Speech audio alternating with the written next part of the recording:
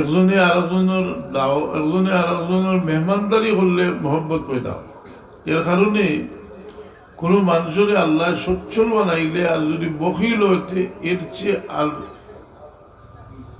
এর চেয়ে মানুষের কাছে ঘৃণার পাত্র আর কেউ নাই।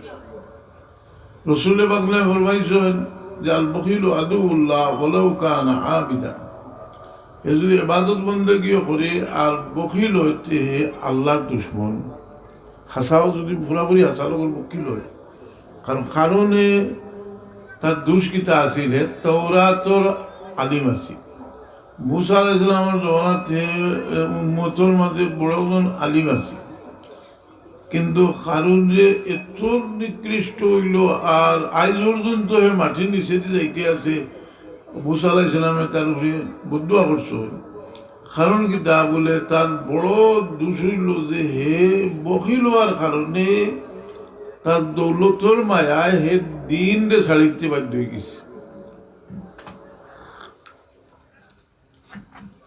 এখানে গাই লই গেছে নাম, অনেক নাম মানুষের গাই লই যায়। মির্জাফর, মির্জাফর তো কত সুন্দর, মীর জাফর, সুন্দর নাম নেই। মীর বংশর মানুষ, জাফর আলী, কত সুন্দর নাম, সাহাবীর নামে নাম। কিন্তু